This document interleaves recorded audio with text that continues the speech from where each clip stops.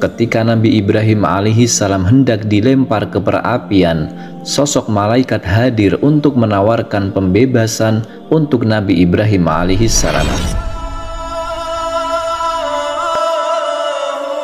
Assalamualaikum warahmatullahi wabarakatuh. Alhamdulillah wassalatu wassalamu ala rasulillah. Sahabat kalam turas, Ibrahim adalah nabi ke-6 yang disebutkan di dalam Al-Quran, dan dia bergelar Khalilullah atau kesayangan Allah.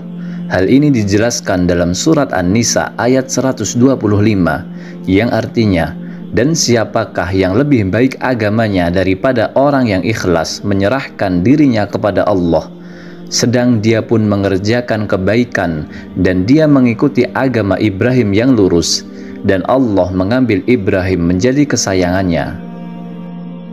Arti nama Ibrahim adalah sebagaimana yang tertuang di dalam Taurat, bahwa Ibrahim alaihissalam dikenal sebagai Abram, yang artinya ayah yang luhur. Sebagian lain berpendapat bahwa nama Ibrahim berasal dari Abun, yang berarti ayah. Maka kata Ibrahim berarti ayah bagi sebagian besar manusia, atau menjadi pemimpin bagi sebagian besar manusia di dunia. Hal ini senada dengan penyebutan namanya dalam Al-Quran surat Al-Baqarah ayat 124, yang artinya, dan ingatlah ketika Ibrahim diuji Tuhannya dengan beberapa kalimat perintah dan larangan, lalu Ibrahim menunaikannya. Allah berfirman, sesungguhnya aku akan menjadikanmu imam bagi seluruh manusia. Ibrahim berkata, dan saya memohon juga dari keturunanku. Allah subhanahu wa ta'ala berfirman, janjiku ini tidak mengenai orang-orang yang zalim. Nabi Ibrahim alaihissalam dilahirkan di sebuah kampung di daerah Damaskus. Sebelum kelahiran Nabi Ibrahim, para ahli nujum memberitahukan kepada Raja Namrud bahwa akan lahir seorang anak laki-laki yang akan membinasakannya kelak. Oleh sebab itu, dia memerintahkan para prajuritnya untuk mencari anak laki-laki itu agar yang diramalkan tidak menjadi kenyataan. Lantas anak laki-laki yang lahir di tahun itu dibunuh, bahkan para lelaki dilarang menggauli istrinya, dan setiap rumah dijaga oleh para pengawal istana. Beberapa waktu setelahnya, seorang peramal memberitahukan bahwa waktu kelahiran anak laki-laki itu sudah sangat dekat. Ketika masa melahirkan sudah dekat, ibu Nabi Ibrahim masuk ke dalam gua agar tidak diketahui oleh para pengawal kerajaan dan agar anak yang dikandungnya selamat. Wajah mungilnya saat itu memancarkan cahaya tepat pada keningnya. Saat itulah terjadi berbagai keanehan di wilayah tersebut. Berhala yang mulanya kokoh berdiri tiba-tiba berjatuhan. Gedung-gedung istana Raja Namrud sebagian hancur dan mahkota jatuh dari kepalanya. Selanjutnya, ibu Nabi Ibrahim menutup pintu gua untuk melindunginya supaya tidak sampai ditemukan oleh orang-orang yang berniat jahat. Tepatnya 1 minggu setelah berada di gua, ibu Nabi Ibrahim mendapati putranya sedang meminum susu dari ibu jari, sedangkan terdapat madu yang keluar dari jari lainnya. Pertumbuhan Nabi Ibrahim terbilang lebih pesat jika dibandingkan dengan anak-anak seusianya. Setiap bulannya, Nabi Ibrahim tumbuh layaknya anak berusia 1 tahun. Ketika keluar dari gua, ditaksir usianya seperti anak berusia 12 tahun. Saat itu, Ibrahim kecil sedang mencari Tuhannya dengan berfikir atas kejadian-kejadian besar seperti matahari terbit, gunung yang tinggi, lautan, dan bintang-bintang. Terdapat beberapa ayat yang menjelaskan sebagian kisah tentang pencarian Nabi Ibrahim mengenai Tuhannya, seperti yang tertuang di dalam Al-Quran surat Al-An'am, yang artinya, ketika malam telah gelap, dia melihat sebuah bintang, lalu dia berkata, inilah Tuhanku. Tetapi tatkala bintang itu tenggelam, dia berkata, saya tidak suka kepada yang tenggelam. Kemudian tatkala dia melihat bulan terbit, dia berkata, inilah Tuhanku. Tetapi setelah bulan itu terbenam, dia berkata, sesungguhnya jika Tuhanku tidak memberi petunjuk kepadaku, pastilah aku termasuk orang-orang yang sesat. Kemudian tatkala dia melihat matahari terbit, dia berkata, inilah Tuhanku, ini yang lebih besar. Maka tatkala matahari itu terbenam, dia berkata, hai kaumku, sesungguhnya aku berlepas diri dari apa yang kamu persekutukan. Ini adalah pemikiran yang Allah Subhanahu wa Ta'ala karuniakan untuk Nabi Ibrahim, sehingga dia menolak agama penyembahan langit yang sedang dipercayai kaumnya. Ibrahim pun menyadari bahwa yang mengendalikan bulan, bintang, matahari, siang dan malam, juga yang menciptakan seluruh makhluk di bumi adalah Tuhan yang sebenarnya. Semasa remaja, Nabi Ibrahim sering bertanya kepada sang ayah tentang Tuhan yang sesungguhnya. Meski demikian, ayahnya tak menghiraukan Nabi Ibrahim. Nabi Ibrahim menyadari kesia-siaan patung berhala, sehingga dia berusaha menyadarkan kaumnya dan menyebarkan dakwah tentang Tuhan yang sesungguhnya. Sewaktu mendapati ayahnya tetap tidak mau meninggalkan penyembahan patung berhala, Nabi Ibrahim merasa sedih dan ingin menyadarkan sang ayah tentang kekeliruan ini. Nabi Ibrahim berusaha memperingatkan secara berulang-ulang, namun ayahnya tetap kukuh pada pendiriannya. Pada saat itu, masyarakat di Baitul Maqdis mayoritas penduduknya masih menyembah berhala. Namun kenyataan pahit harus diterimanya bahwa pembuat semua patung tersebut adalah ayahnya sendiri. Bentuknya sendiri sangat banyak, salah satunya dari gambaran rasi-rasi bintang. Dalam berdakwah, ada banyak halangan dan rintangan yang harus dihadapinya, termasuk menerima berbagai penolakan dari kaumnya sendiri, sehingga tetap menyembah patung. Mereka menganggap bahwa kepercayaan turun-temurun lebih kuat daripada ajaran Nabi Ibrahim alaihissalam. Kejadian seperti ini yang membuat beliau semangat mengajak kaumnya agar menyembah hanya kepada Allah Subhanahu wa Ta'ala. Tetapi kaumnya tetap membangkang dan terus menyembah patung-patung yang diciptakan sendiri, sebagaimana firman Allah Subhanahu wa Ta'ala di dalam surat Al-Anbiya ayat 52 yang artinya, ingatlah ketika Ibrahim berkata kepada bapaknya dan kaumnya, patung-patung apakah ini yang kamu tekun beribadah kepadanya? Tatkala Nabi Ibrahim mempertanyakan itu kepada kaumnya, mereka semua tidak ada yang bisa menjawab. Mereka terus dan tetap menyembah berhala. Karena itu sudah menjadi tradisi turun-temurun dari nenek moyang mereka. Inilah yang diabadikan di dalam firman Allah Subhanahu wa Ta'ala yang artinya, mereka menjawab, kami mendapati bapak-bapak kami menyembahnya. Ketika Nabi Ibrahim alaihissalam telah memperoleh risalah dari Allah Subhanahu wa Ta'ala, Nabi Ibrahim tetap menyampaikan berbagai dakwah yang menentang tindakan penyembahan berhala. Hingga ketika Nabi Ibrahim menyadarkan ayah kandungnya beserta kaumnya tentang kesesatan penyembahan berhala yang dijelaskan di dalam Al-Quran surat Al-An'am ayat 74, yang artinya, dan ingatlah di waktu Ibrahim berkata kepada bapaknya Azar, pantaskah kamu menjadikan berhala-berhala sebagai Tuhan-Tuhan? Sesungguhnya aku melihat kamu dan kaummu dalam kesesatan yang nyata. Nabi Ibrahim dengan tegas menganggap bahwa perilaku mereka itu sangat sesat, tidak masuk akal dan tidak dibenarkan, serta tidak sejalan dengan ajaran yang dia bawa, yaitu menyembah Allah Subhanahu wa Ta'ala. Suatu pernyataan dan sikap yang tegas dari Nabi Ibrahim alaihissalam kepada kaumnya ini dipandang sebagai bentuk keberanian dalam berdakwah yang luar biasa. Ketika Nabi Ibrahim memerangi perilaku syirik dan penyembahan berhala, dia masih ingin meneguhkan keimanannya terlebih dahulu. Maka Nabi Ibrahim alaihissalam memohon kepada Allah Subhanahu wa Ta'ala agar diperlihatkan kepada dirinya tentang cara Allah Subhanahu wa Ta'ala menghidupkan kembali makhluk-makhluk yang telah mati. Hal ini dijelaskan dalam Al-Quran surat Al-Baqarah ayat 260, yang artinya, dan ingatlah ketika Ibrahim berkata, "Ya Tuhanku, perlihatkanlah kepadaku bagaimana Engkau menghidupkan orang-orang mati." Allah Subhanahu wa Ta'ala berfirman, "Belum yakinkah kamu?" Ibrahim menjawab, "Aku telah meyakinkannya, akan tetapi agar hatiku tetap mantap dengan imanku." Allah Subhanahu wa Ta'ala berfirman, "Kalau demikian, ambillah 4 ekor burung, lalu cincanglah semua olehmu."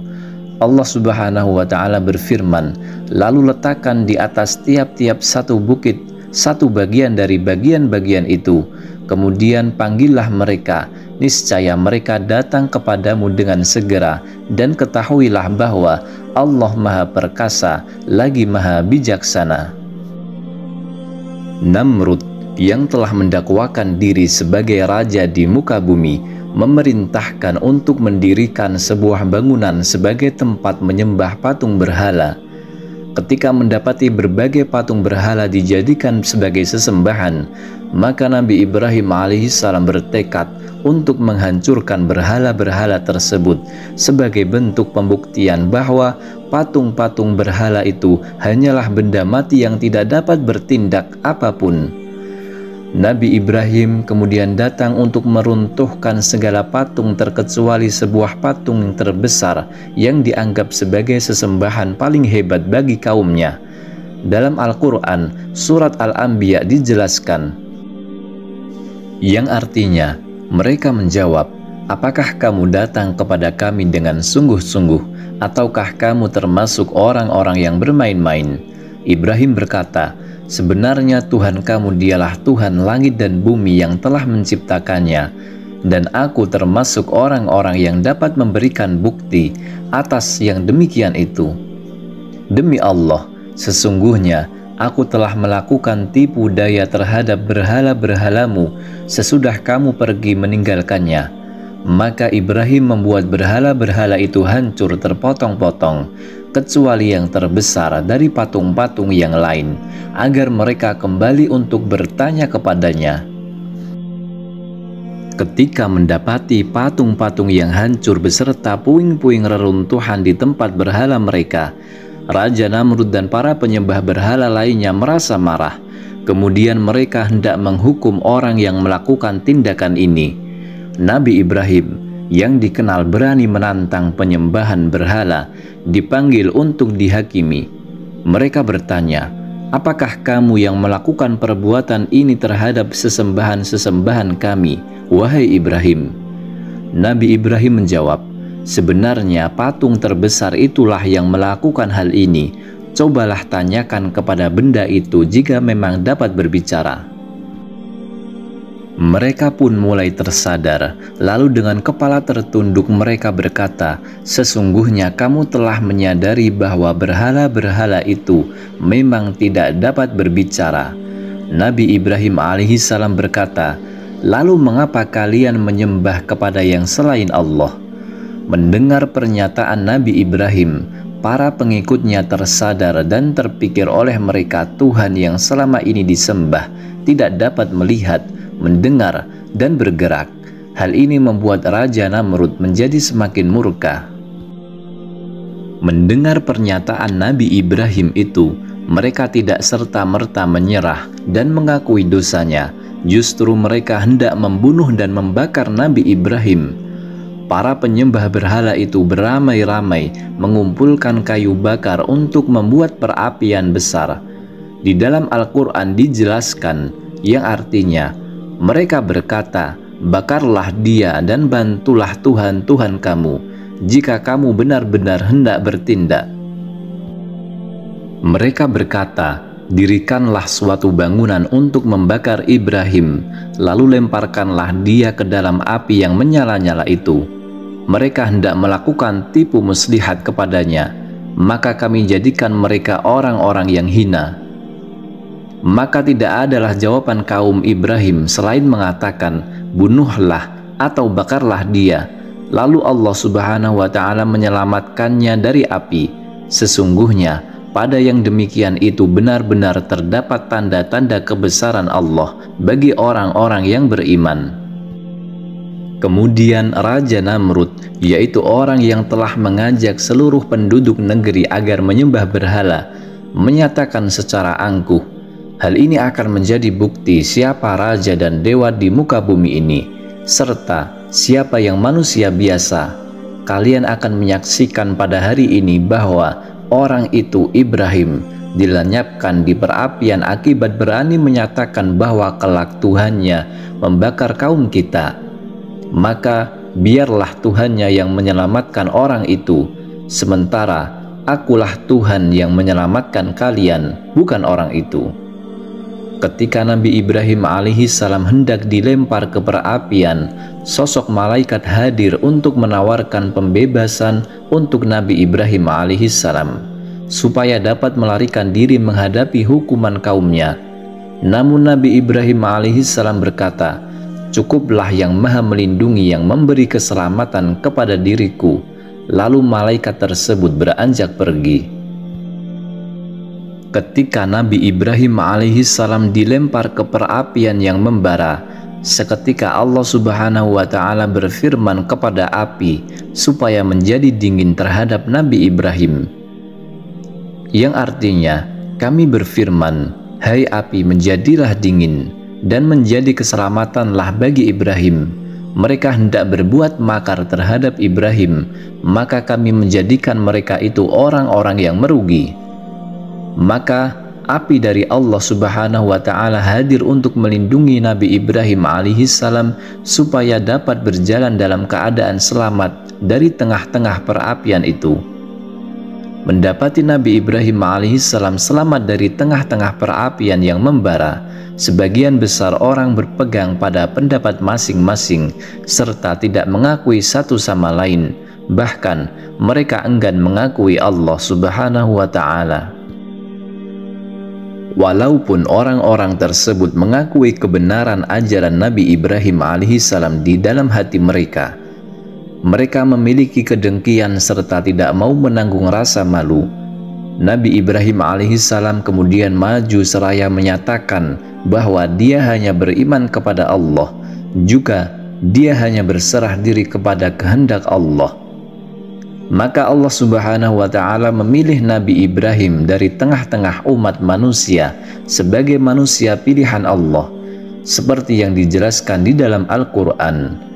Dan orang yang membenci kepada agama Ibrahim hanyalah orang-orang yang memperbodoh dirinya sendiri. Dan sungguh kami telah memilihnya di dunia, dan sesungguhnya dia di akhirat benar-benar termasuk orang-orang yang soleh. Ketika Tuhannya berfirman kepadanya, "Tunduk patuhlah," Ibrahim menjawab, "Aku tunduk patuh kepada Tuhan semesta alam." Dan Ibrahim telah mewasiatkan ucapan itu kepada anak-anaknya, demikian pula Ya'qub. Ibrahim berkata, "Hai anak-anakku, sesungguhnya Allah telah memilih agama ini bagimu, maka janganlah kamu mati kecuali dalam memeluk agama Islam." Allah Subhanahu wa Ta'ala memberkati Nabi Ibrahim alaihissalam beserta orang-orang yang mengikutinya. Setelah itu, Nabi Ibrahim mengatakan kepada orang-orang yang saling berselisih itu, "Sesungguhnya berhala-berhala yang kalian sembah selain Allah hanyalah didasari rasa tentram dan kasih sayang bagi kalian sendiri dalam kehidupan dunia ini. Kelak pada hari kiamat, sebagian kalian mengingkari sebagian lain, dan sebagian kalian mengutuk sebagian lain, dan tempat kembali kalian memang neraka, dan takkan ada satupun yang membela kalian." Setelah memahami bahwa Allah Subhanahu wa Ta'ala yang telah menyelamatkan Ibrahim sewaktu menghadapi perapian yang membara, Namrud beserta para pengikutnya merasa dipermalukan serta takut akan lebih banyak orang yang percaya kepada Nabi Ibrahim dibanding kepada kerajaannya.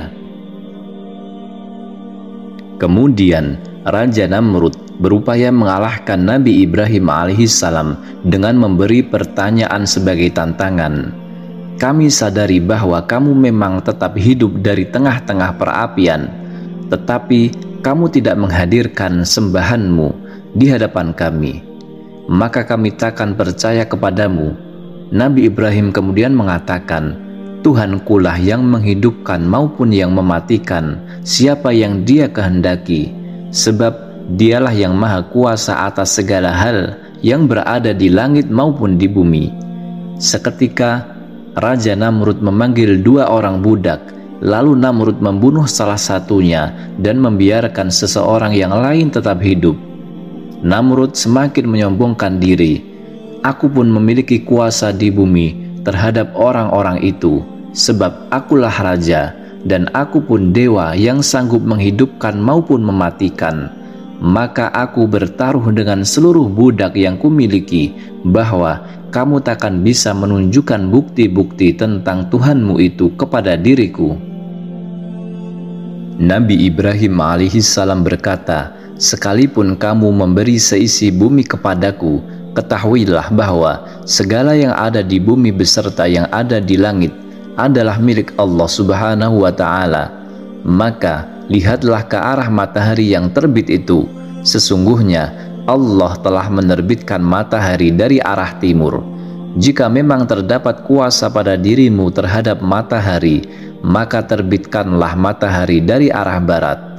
Seketika Raja Namrud tertegun dan menjadi bisu di hadapan Nabi Ibrahim alaihissalam.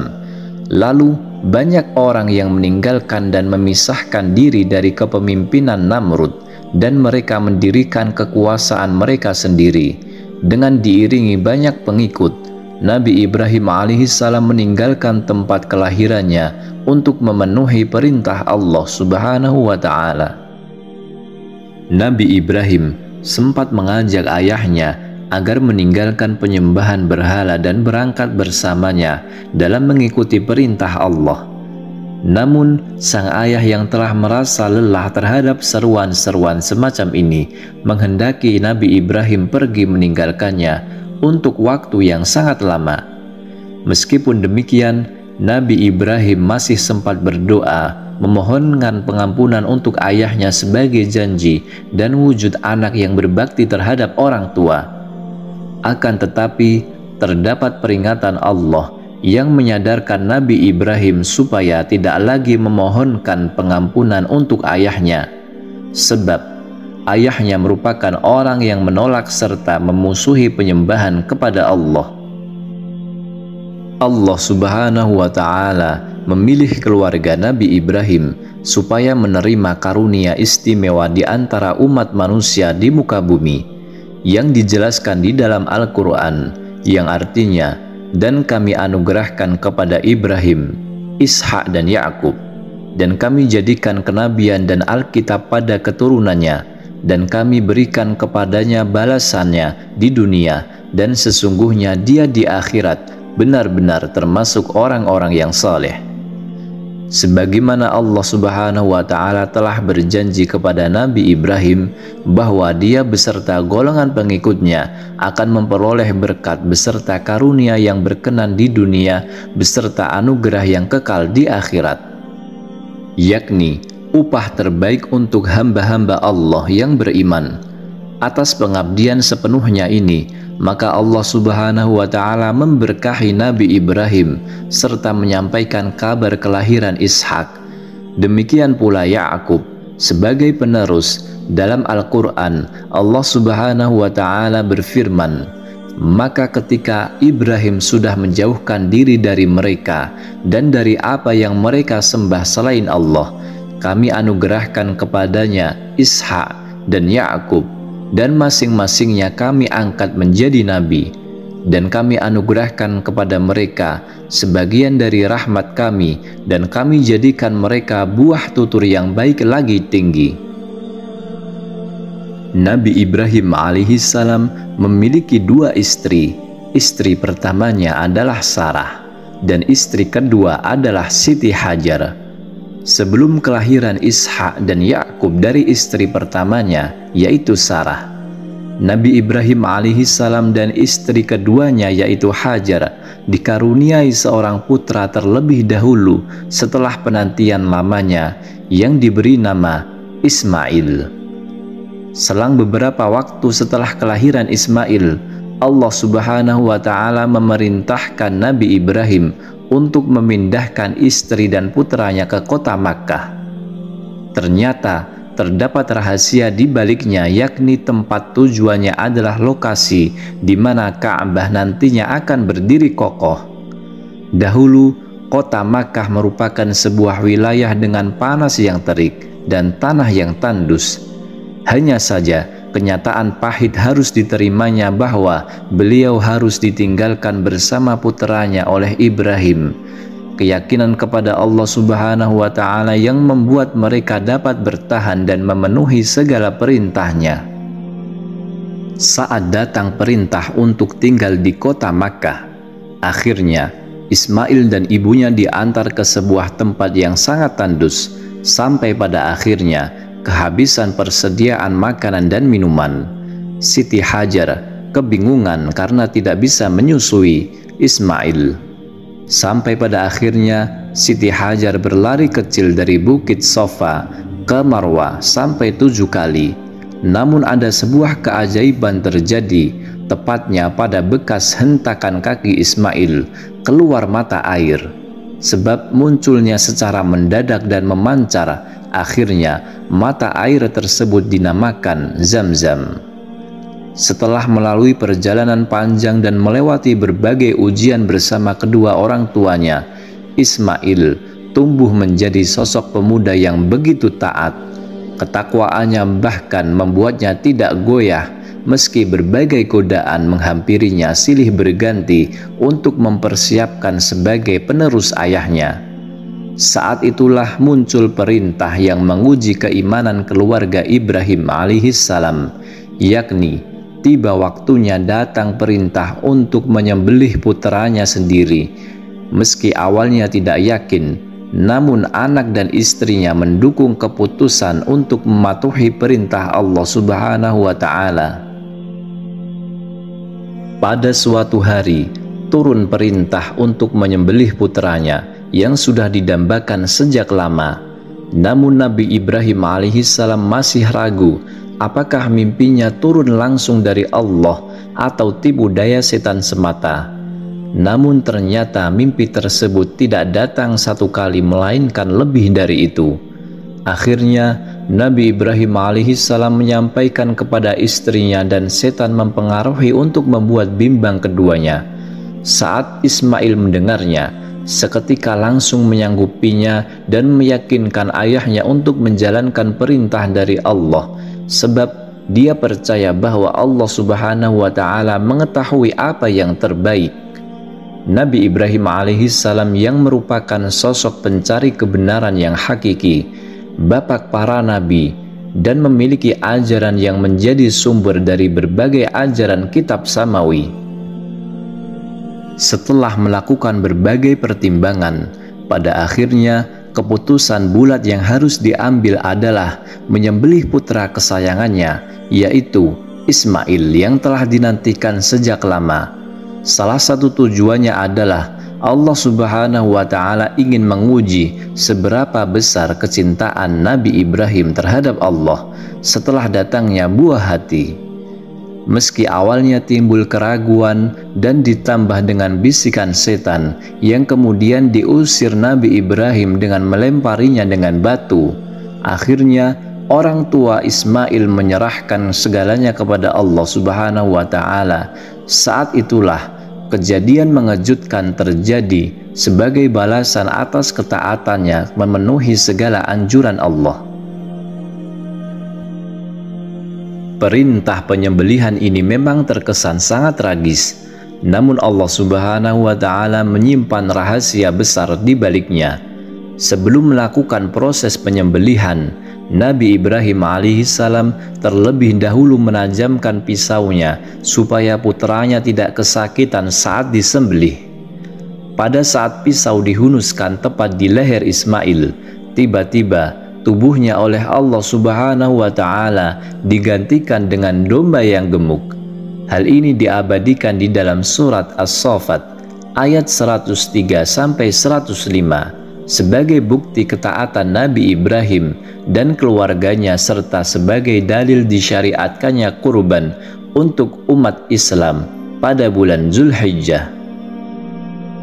Demikian penjelasan mengenai kisah Nabi Ibrahim alaihissalam yang bisa menjadi suri teladan yang baik untuk para umat Islam. Wallahu a'lam. Wassalamualaikum warahmatullahi wabarakatuh.